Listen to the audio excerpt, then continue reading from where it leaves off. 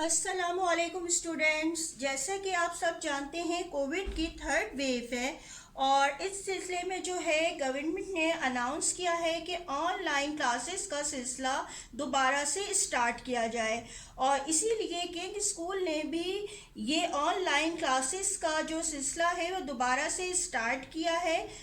और आज जो मैं आपको साइंस में चैप्टर करवा रही हूँ वो है एनिमल्स एवरीवेयर का चैप्टर है और ये बायोलॉजी पोर्शन से लिया गया है।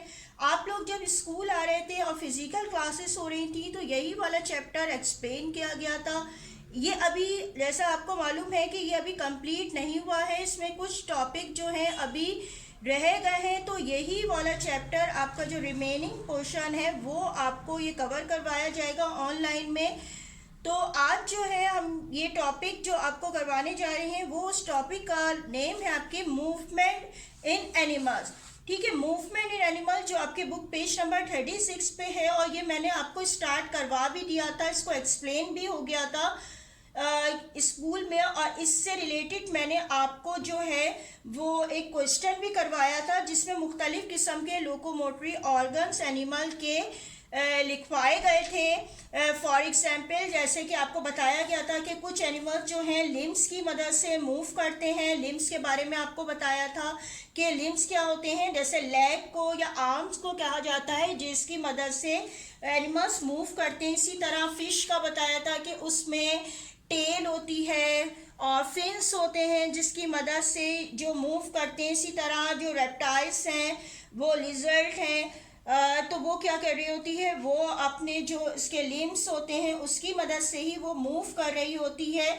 इसी तरीके से इंसेक्ट्स के बारे में कुछ बताया गया था कि कुछ इंसेक्ट्स होते हैं जैसे बटरफ्लाई है, उसमें जो है वो मूव करने के लिए उसके जो है वो विंग्स मौजूद होते हैं।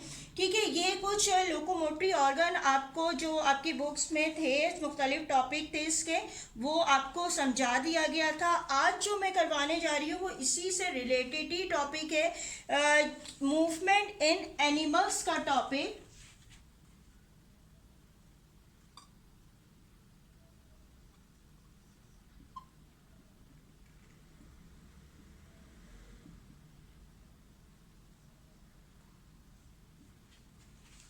और आज जो इस टॉपिक में मैं डिस्कस करूंगी वो है कि मूवमेंट इन एनिमल्स एनिमल में होती क्यों है, यानी कि रीजंस क्या हैं, यानी कि बेसिकली क्या रीजन है जिसकी वजह से एनिमल्स में मूवमेंट होती है। तो रीजंस क्या क्या है उनको आज डिस्कस करेंगे। तो सबसे पहला रीजन होता है कि जो एनिमल्स मूव करते हैं वो किस लिए कर रहे होते हैं, सर्च ऑफ फूड के लिए।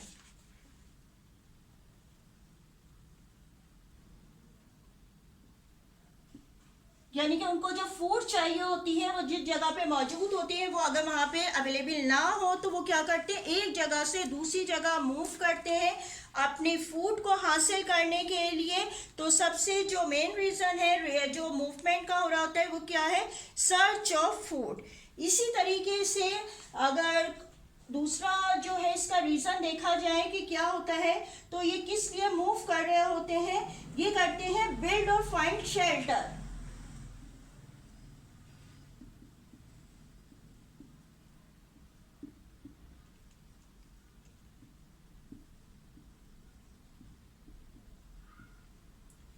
यानी कि अपने जो है बनाने के लिए, अपने घर बनाने के लिए जहाँ वो रह सके, ठीक है, वो बनाने के लिए जो है मूव कर रहे होते हैं, उसको तलाश करने के लिए मूव कर रहे होते हैं शेल्टर को, जहाँ पे वो रह सके, जहाँ पे वो छुप सके। बिल्ड और फाइंड शेल्टर यानी कि अपने जो है मूव कर रहे होते हैं एनिमल्स ताकि जो है उनको अब रहने की सही जगह मिल सके। कि अगर इन्वायरमेंट जो है बहुत ज़्यादा कोल्ड है या वार्म है तो वो क्या हो रहा होता है कि वो वहाँ पे रहना उनके लिए मुश्किल हो जाता है, तो वो किसी ऐसी जगह छुप जाते हैं जहाँ जो है वो इन एनवायरमेंटल कंडीशन से बच सके।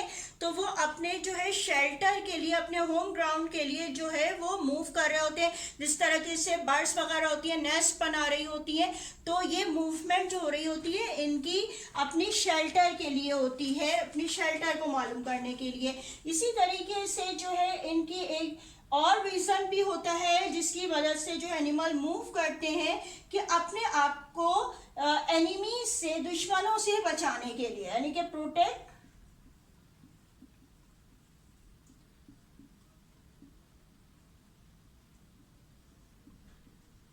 themselves from enemies,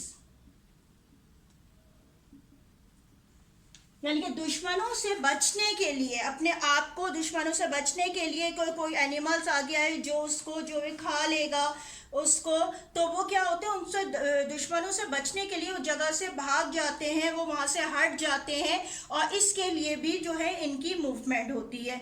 यानी कि ये 3 मेन रीजंस बताए गए हैं कि एनिमल्स जो होते हैं वो क्यों मूव कर रहे होते हैं एक जगह से दूसरी जगह पे।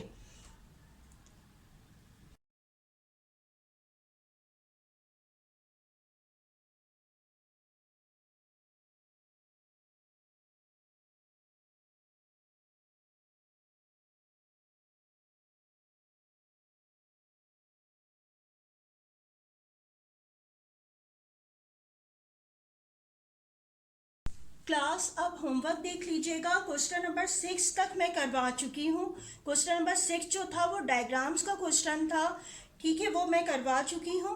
और इसके बाद जो है आज जो है वो क्वेश्चन नंबर 7 आपको दिया जा रहा है कि why do animals need to move. आपने क्या करना है, आंसर लिखना है। सबसे पहले हेडिंग डालनी है, सेंटर हेडिंग है reasons for movement in animals. इसके बाद लिखेंगे animals move from one place to another for various reasons. Number 1, they move in search of food. इसके बाद लाइन लीव करके सेकंड लिखिएगा, टू बिल्ड और फाइंड शेल्टर। इसके बाद फिर लाइन लीव कीजिएगा, इसके बाद लिखिएगा to protect themselves from enemies. ठीक है, ये आपका हो जाएगा क्वेश्चन नंबर 7 का आंसर। अच्छा, ये क्वेश्चन नंबर 8 देख लीजिए। 7 भी करना है और 8 भी करना है। ये जब आप लोग फिजिकल क्लासेस ले रहे थे स्कूल में तो मैंने आपको मुख्तलिफ टॉपिक जो इस चैप्टर में करवाए थे उसमें ब्रीथिंग ऑर्गन्स के बारे में आपको मुख्तलिफ एनिमल्स का एक्सप्लेन किया गया था, और इसी तरीके से उनकी फीडिंग हैबिट्स का आपको बताया गया था, और मूवमेंट इन एनिमल्स के। तो इसमें कुछ टर्म यूज़ हुई थी साइंटिफिक टर्म, उसकी जो है मैं आज डेफिनेशन भी आपको करवा रही हूँ। तो ये क्वेश्चन नंबर 8 जो है वो उसी इससे रिलेटेड है। Define the following terms. A है लिम्ब, बी है स्पाइरिकल्स एंड सी है प्रोबॉसिस। अब इनको 1 बाय 1 करके आपने डेफिनेशन फॉर्म में एक्सप्लेन करना है, लिखना है अपने जर्नल्स पे। सबसे पहले आप साइड हेडिंग डालेंगे लिम्ब की, और इन्वर्टेड कॉमर्स में जैसे बताया गया वैसे ही कीजिएगा। अ लेग और आर्म ऑफ एन एनिमल और a person is called limb, inverted commas close. इसके बाद आप जो है लाइन लीव करके नेक्स्ट स्टार्ट करेंगे स्पाइरिकल्स के, और हेडिंग के बाद जो है इन्वर्टेड कॉमर्स में न्यू लाइन से स्टार्ट कीजिएगा। Holes on insects, body through which blood flows is called spiracles, inverted commas close. ठीक है, ये आपने डेफिनेशन फॉर्म में ही इसको अपने जर्नल्स में लिखना है। इसको भी आपने इन्वर्टेड कॉमर्स में लिखना है। The long nose of some animals और the long tube like mouth of some insects is called proboscis. ठीक है, ये इन्वर्टेड कॉमर्स में तीनों डेफिनेशंस हैं, ये आप लोग कर लीजिएगा।